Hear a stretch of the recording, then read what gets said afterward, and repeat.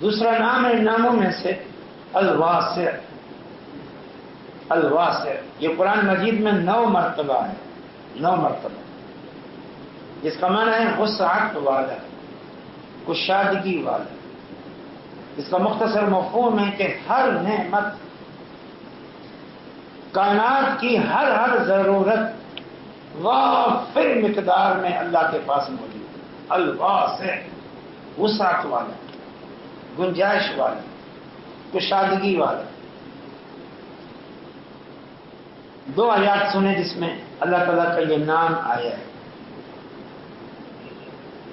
سورۃ بقرہ میں واللہ یؤتی ملکہ من یشاء واللہ واسع علیم. اللہ تعالیٰ بادشاہت جسے چاہتا ہے دیتا ہے، اور وہ بڑا وسیع ہے، یعنی بڑے وسیع خزانوں کا مالک ہے، اور علیم ہے، جاننے والا ہے. دوسری آیت سورۃ آل عمران کی، قل ان الفضل بید اللہ یؤتیہ من یشاء واللہ واسع علیم. اے پیغمبر آپ کہہ دیجئے فضل، خیر و برکت یہ اللہ کے ہاتھ میں ہے. خیر و برکت کے خزانے اللہ کے پاس ہیں، وہ اس میں سے جسے چاہتا ہے دیتا ہے، جتنا چاہتا ہے دیتا ہے. اور وہ واسع علیم، بڑا وسیع ہے، وسیع فضل والا ہے، وسیع خزانوں والا ہے، اور علیم ہے، جاننے والا ہے. تو الواسع یہ الوسع سے بنا ہے، واو سین عین، یا وسعت سے بنا ہے، جس کا معنی ہے فراخی، تبنگری، اور اس کا ایک معنی طاقت بھی ہے. مفہوم یہ ہے کہ اللہ تعالیٰ کی ذات وسیع صفات اور وسیع خوبیوں اور وسیع عظمتوں کی مالک ہے. اللہ کی ذات انتہائی وسیع عظمتوں کی مالک ہے. اللہ کی ذات انتہائی عظیم بادشاہت کی مالک ہے. اللہ کی ذات انتہائی فضل و احسان کی مالک ہے.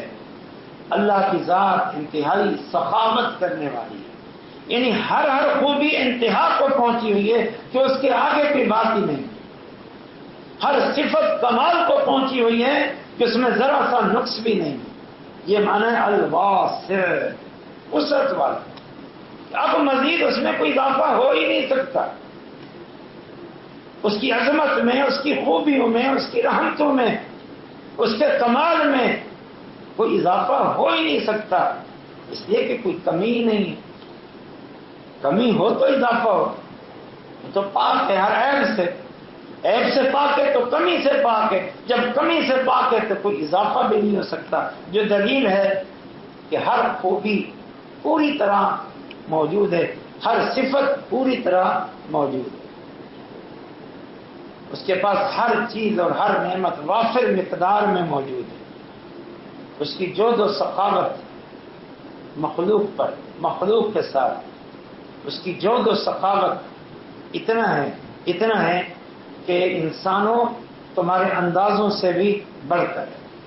وسیع علم والا ہے، وسیع رحمت والا ہے، وسیع مغفرت والا ہے، وسیع رزق کے خزانوں والا ہے، اور ہر صفت پوری وسعت کے ساتھ اللہ تعالیٰ کے لیے ثابت ہے.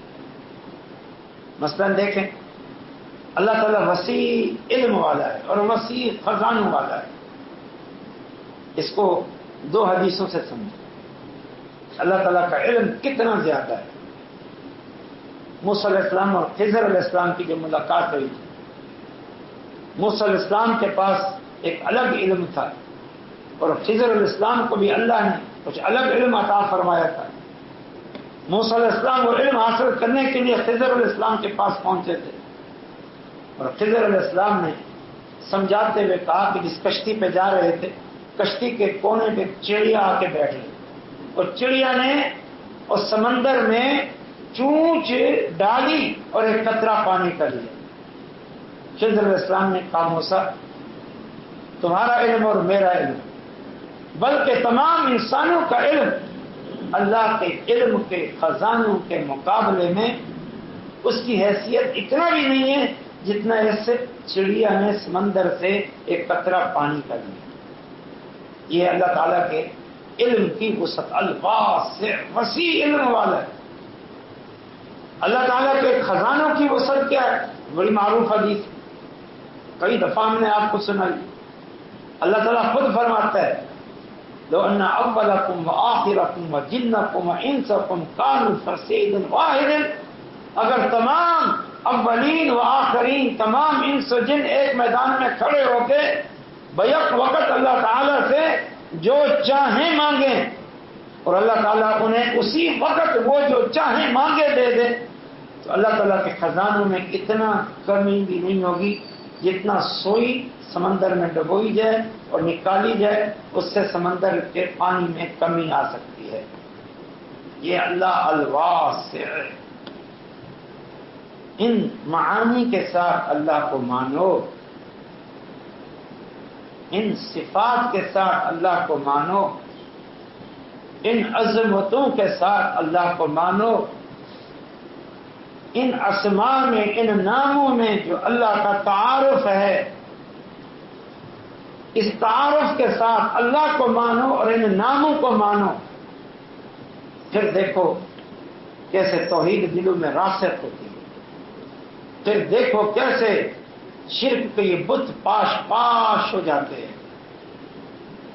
پھر دیکھو کیسے آپ اس عظیم ذات سے محبت کریں گے اور اس کے عذاب اور پکڑ سے، اس کی ناراضگی اور غضب سے اپنے آپ کو بچانے کی کوشش کریں گے کہ ہم اس کی ناراضگی اور غضب کے متحمل نہیں ہو سکتے. تو اللہ تعالیٰ واسع، ہر نعمت، ہر چیز وسیع انداز میں اس کے پاس موجود ہے کہ اس میں کوئی کمی نہیں. کب سے یہ کائنات بنی اور کب سے اللہ تعالیٰ تمام انسانوں کو، جنوں کو، درندوں کو، پرندوں کو، چرندوں کو، کروڑوں اربوں مخلوقات کو پال رہا ہے، ان کی ضروریات کا انتظام کر رہا ہے. کمی آئی ہے اس کے خزانوں میں، کہ خزانوں میں کمی آئی. آج آبادی اتنی بڑھ گئی ہے، بہت بڑھ گئی، بہت بڑھ گئی ہے، لیکن کسی چیز کی کمی ہے؟ مہنگائی ایک الگ بات ہے، لیکن اللہ کی عطا میں کوئی کمی ہے؟ ہاں، مصنوعی بحران پیدا ہو جائے وہ ایک الگ بات ہے. لوگ ذخیرہ اندوزی کر لیں وہ الگ بات ہے، لیکن اللہ کے خزانوں میں کوئی کمی نہیں. کہیں چلے جائیں، کسی شہر میں چلے جائیں، گاؤں میں چلے جائیں، دیہات میں چلے جائیں، ہر نعمت وافر مقدار میں موجود ہے. وہ نعمت پیدا کسی ملک میں ہوتی ہے، پیدا کس شہر میں ہوتی ہے، وہ پیدا کس علاقے میں ہوتی ہے، لیکن پورے ملک میں پھیل جاتا ہے. ابھی پچھلے دنوں پنجاب گیا ہوا، جمعے کے دن یہاں سے جمعہ پڑھا کے میں پنجاب چلا گیا، پرسوں لوٹا ہوں تو ایک سفر ہوا. جہاں جہاں جاتے ہیں ہر نعمت وافر مقدار میں موجود ہے. ہمارا ضلع ملتان کے علاقے جلال پور پیر والا، ایسے کیلے کہ ٹھیلے بھرے ہوئے لگتے ہیں کیلا یہیں اگتا ہے، حالانکہ وہاں کیلے کا نام و نشان بھی نہیں. ایسا لگتا ہے کہ کیلا یہیں اگتا ہے. ہر نعمت ہر علاقے میں وافر مقدار میں موجود ہے. آموں کا سیزن ہو، کیلوں کا سیزن ہو، سیبوں کا سیزن ہو، انار کا سیزن ہو، تربوز کا سیزن ہو، خربوزے کا سیزن ہو، ایسا لگتا ہے کہ یہ اسی شہر میں اور شہر سے متصل یہ پیداوار ہے، حالانکہ وہ سینکڑوں میل دور سے یہاں پہنچے. کیا کمی؟ یہ اللہ تعالیٰ کی ذات الفاظ سے ہر چیز وافر مقدار میں اللہ نے پیدا کی ہے اور ہر چیز وافر مقدار میں اس کے پاس موجود ہے. اس کی رحمت اور مغفرت کی وسعت دیکھیں آپ، اللہ تعالیٰ کی رحمت اور مغفرت. چلو یہ تو تھی نا انسانی ضرورتیں، اللہ تعالیٰ نے انسانوں کو آخر پیدا کیا ہے تو ان کی ضرورتیں بھی پیدا کی، لیکن اس سے ہٹ کر اللہ تعالیٰ کی رحمتوں اور اس کی مغفرت کی وسعت دیکھیں. مخلوق کو پیدا کی، عالم ارواح میں ان سے وعدہ لے لیا، انبیاء کے بارے میں اور خاص طور پر اپنی ربوبیت اور الوہیت کے بارے میں ان کو بتا دیا تمہارا مقصد حیات کیا ہے. لیکن پھر اس کی رحمت دیکھیں، آدم علیہ السلام کے بعد کچھ عرصے بعد جب شرک پیدا ہوا، فسق و فجور اور کفر پیدا ہوا، تو عذاب نہیں بھیج دیا، انبیاء بھیجے، پھر بھیجے، پھر بھیجے، پھر بھیجے، پھر بھیجے، پھر بھیجے، کتنا طویل عرصہ. اور اب محمد صلی اللہ علیہ وسلم کے ذریعے نبوت ختم کر دی، لیکن رحمت کا سلسلہ جاری ہے. قرآن محفوظ کر دیا اور اپنے پیغمبر کی تعلیمات محفوظ کر دی. یہ رحمت کی وسعت. مغفرت کی وسعت کیا ہے؟ قل یا عبادی الذین اسرفوا علی انفسہم لا تقنطوا من رحمت اللہ ان اللہ یغفر الذنوب جميعا. اللہ تو فرماتا ہے میرے بندوں سے کہہ دیں اگر اب تک گناہ کر کے اپنے آپ پر ظلم کر چکے ہو تو اب بھی موقع ہے، توبہ کر لو اور مایوس نہ ہو جاؤ. اللہ تعالیٰ یغفر الذنوب جميعا، سارے گناہوں کو معاف کر دے. شرک معاف ہو جاتا ہے، کفر معاف ہو جاتا ہے، بدعت معاف ہو جاتی ہے، زنا، چوری، ڈاکے، فسق و فجور، حتیٰ کہ اللہ کے منکر ہیں، اللہ کی بے ادبی کرتے ہیں، گستاخیاں کرتے ہیں، اللہ فرماتے ہیں اب بھی موقع ہے. یہ اللہ تعالیٰ کی رحمت کی وسعت ہے. ایک مقام پہ فرمایا ان ربک واسع المغفرہ، اللہ تعالیٰ وسیع مغفرت والا ہے، وسیع مغفرت والا. ایک حدیث میں اللہ تعالیٰ فرماتا ہے یا ابن آدم، اے آدم کے بیٹے، اگر تجھ سے گناہ ہو جائیں اور وہ گناہ زمین پہ رکھے جائیں، آسمان کے کناروں کو چھونے لگیں، تم سچے دل سے مغفرت کر لو، ان گناہوں کو معاف ہی نہیں کر دوں گا. ان آسمان و زمین کے بیچ میں جتنی خلا ہے اسے اپنی مغفرت سے بھر کے دے دوں. یہ تو ایک بندے کی بات ہو رہی. مغفرت کے خزانے اللہ کے پاس، جنت کے خزانوں کی وسعت. دنیا کے خزانوں کی وسعت تو جانتے ہیں، ہر شے موجود ہے، ہر ایک کے لیے موجود ہے، ہر مخلوق کے لیے موجود ہے. جنت کے تذکرے میں کئی دفعہ بیان ہے، جو سب سے آخری بندہ جنت میں جائے گا اپنی سزاؤں گناہوں کی سزائیں بھگت پر، اپنے ایمان اور توحید کی برکت سے جو آخر میں جنت میں جائے گا، اسے کیا کہا جائے گا؟ صحیح مسلم کی حدیث ہے ان لک الدنیا وعشرۃ امثالھا. وہ تو کہے گا مجھے جگہ ہی نہیں ملے گی، مجھے کہاں جگہ ملے گی؟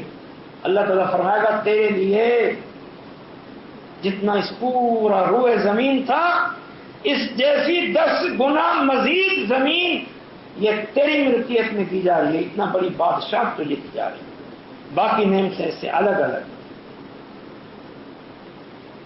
اجر و ثواب کی وسعت، اجر و ثواب، بندوں کے عمل پر اجر و ثواب کتنا زیادہ دیتا ہے، کتنا زیادہ دیتا ہے، کتنا زیادہ دیتا ہے.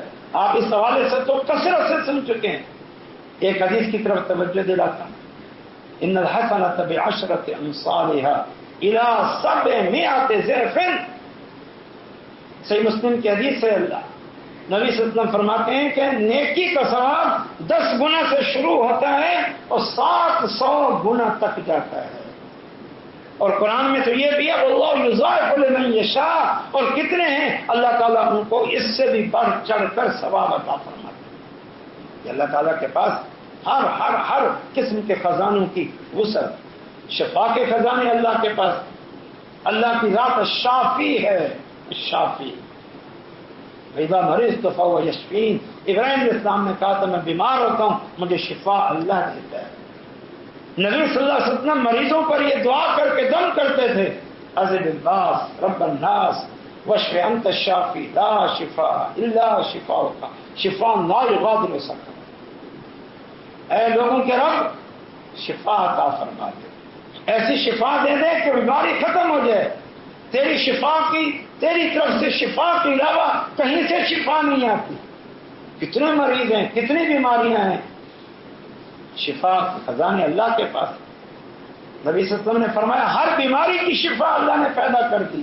کوئی وہ شفا تک، علاج تک پہنچ پاتا ہے، کوئی نہیں پہنچ پاتا. یہ علاج اللہ تعالیٰ نے رکھ دیا ہے، ہر بیماری کا علاج اللہ نے رکھ دیا ہے. اور پھر آخر میں تھوڑی تنبیہ کر کے بات ختم کرتا ہوں. خلاصہ سمجھ لیں، درد دل کی باتیں سمجھ لیں کہ یہ جو اللہ تعالیٰ کی عظمتیں ہیں اور दूसर कौमों को तो छोड़ो, मुशरिकों को छोड़ो, हिंदुओं को छोड़ो, मुसलमानों तुम अपनी इस्लाह करो। अब अल्लाह ताला अल-मुकीत है, अल-वास है। एक बात ये भी कहूँ, खजानों की कमी नहीं है उसके पास, मगफरत की भी कमी नहीं है, खजानों की भी कमी नहीं है। लेकिन इसके बावजूद अगर कि तंग दस्ती है, इस इलाके में गुर्बत है, तो ये अल्लाह के पास खजानों की कमी की वजह से नहीं, वो तो अल-मुकीत है, अल-वासे है, वो अर-रज़्ज़ाक़ है, अर-रहमान अर-रहीम है। फिर यकीनन ये आजमाइश होगी, फिर यकीनन गुनाहों की सजा होगी, तंबीह होगी, फिर यकीनन इसमें कोई ना कोई अल्लाह ताला की तरफ से हिकमत होगी। कभी यह ना समझना कि अल्लाह के पास खजानों की कमी हो गई है, नाउज़ुबिल्लाह। अल-मुकीत का यह माना हमेशा समझो अल्लाह के पास कोई कमी नहीं, अल-वासे है, अल्लाह के पास कोई कमी नहीं है। मुझे कोई चीज नहीं मिली तो ये मेरे गुनाहों की सजा है, उसकी तरफ से आजमाइश है या कोई हुकूमत है। अल-मुकीत अल-वासे पर ईमान का तकाजा क्या है? फिर अल्लाह से मांगो, अल्लाह पे तवक्कुल रखो, फिर उससे उम्मीदें वाबस्ता करो, फिर उसी के साथ जुड़ जाओ। अल-मुकीत अल-वासे अल्लाह की जात है। फिर ये दरगाहें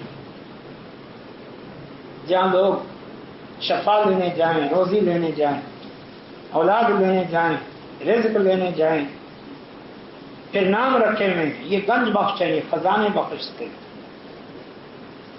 ये फैज़ आलम है, पूरी दुनिया को फैज़ इस कब्र से मिल रहा है। मुकीत अल्लाह, अल-वासे अल्लाह है। हमने कहा फैज़ आलम ये है, ये अल्लाह के मुकाबले में नाम नहीं है क्या? कोई कहते हैं दस्तगीर ये है, मुकीत अल्लाह है, अल-वासे अल्लाह है, लेकिन दस्तगीर और मदद और। कोई कहते हैं गरीब नवाज फलां हैं, गरीबों को नवाजने वाले ये हैं। अल-मुकीत अल्लाह है, अल-वासे अल्लाह है, लेकिन गरीब नवाज कोई और। खजानों का मालिक अल्लाह है, उसकी सखावतें ऐसी हम अंदाजा नहीं कर सकते, लेकिन हमने नाम रखे हैं फलां सखी सरवर है, ये सखी है, इसका दरबार है, सखावतें इसकी हो रही है। ये मैं मुसलमानों की बात नहीं कर रहा। किसी दौर में सोचा करता था मैं, जब बहुत उम्र कम थी,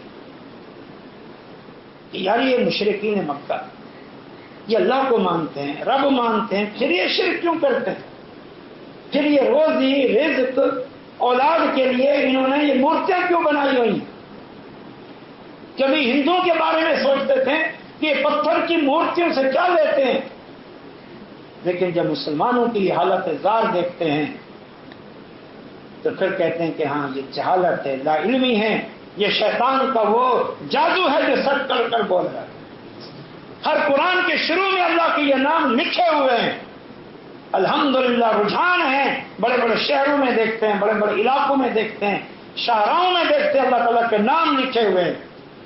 पिछले दिनों हम बारिया टाउन में गए, वहां अल्हम्दुलिल्लाह एक तवील सिलसिला था अल्लाह ताला के नामों का और साथ में तर्जमा लिखा हुआ है।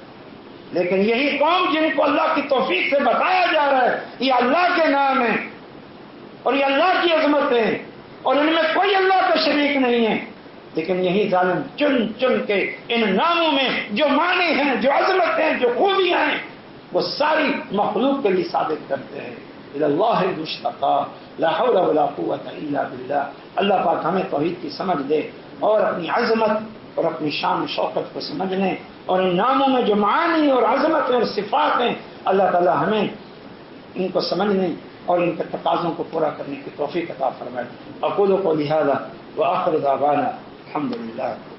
या अय्युहल्लज़ीना आमनू तक़ुल्लाह व क़ूलू क़ौलन सदीदा युस्लिह लकुम अअमालकुम व यग़फिर लकुम ज़ुनूबकुम व मन युति'िल्लाह व रसूलहु फ़क़द फ़ाज़ फ़ौज़न अज़ीमा।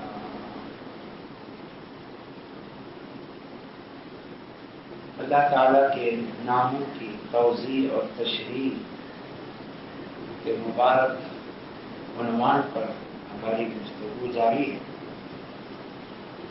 आज मज़ीद 2 ناموں پر ہم کچھ گزارشات پیش کریں گے۔ ایک ہے المقیت اور ایک ہے الواسع۔ المقیت پورے قرآن میں ایک مرتبہ آیا ہے، جس کا سادہ سا معنی ہے روزی دینے والا۔ یہ بات اہل علم نے معنی کیا ہے سب کو روزی اور توانائی دینے والا۔ بعض اہل علم نے اس کا معنی کیا ہے نگہبان، اور بعض اہل علم نے اس کا معنی کیا ہے قدرت والا، قدرت رکھنے والا۔ یعنی اس المقیت میں بڑی معنویت ہے، بہت سارے اسماء اس ایک نام میں جمع ہو جاتے ہیں، بہت ساری صفات اور خوبیاں اس نام میں جمع ہو جاتی ہیں۔ المقیت قرآن مجید میں سورۃ النساء آیت نمبر 85 میں یہ نام آیا ہے۔ پوری آیت یہ ہے، اعوذ باللہ من الشیطان الرجیم، من یشفع شفاعۃ حسنۃ یکن لہ نصیب منہا ومن یشفع شفاعۃ سیئۃ یکن لہ کفل منہا وکان اللہ علی کل شیء مقیتا۔ اس کا ترجمہ یہ ہے کہ اللہ تعالیٰ فرما رہا ہے جو کوئی اچھی سفارش کرے گا، نیکی اور بھلائی کے کام کے متعلق سفارش کرے گا، اسے بھی اس میں سے حصہ ملے گا، اجر ملے گا، اور جو کوئی کسی برے کام کی سفارش کرے گا اسے بھی اس میں سے حصہ ملے گا، یعنی اس کے حصے میں بھی گناہ آئے گا۔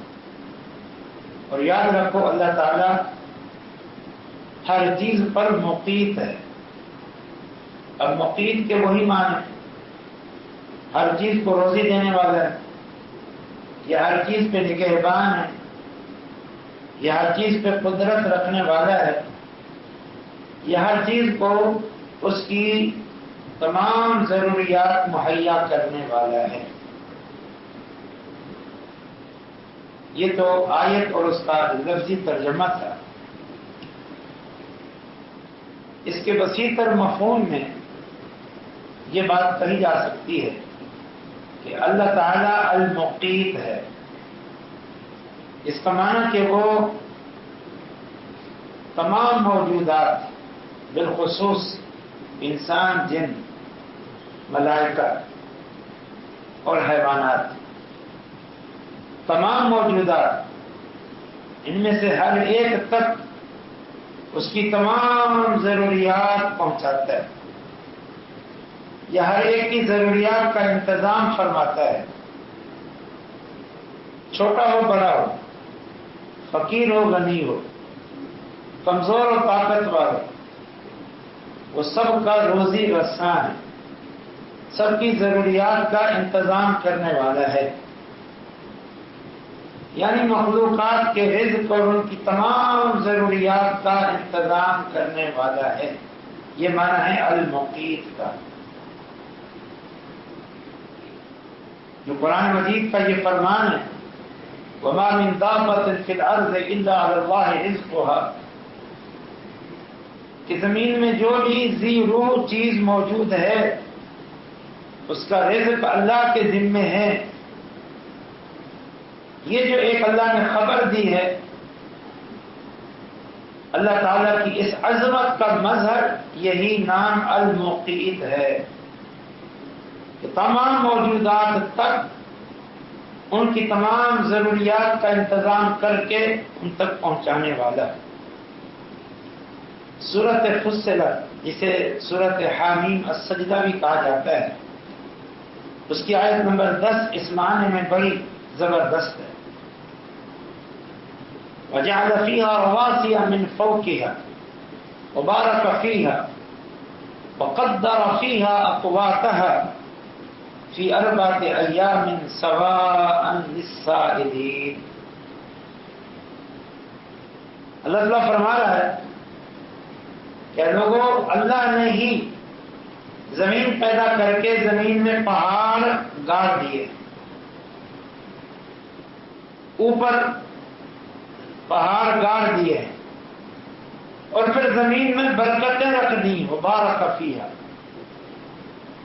اور پھر اس زمین میں ہر قسم کی ضروریات مقرر کر دی ہیں یا مقدر کر دی ہیں.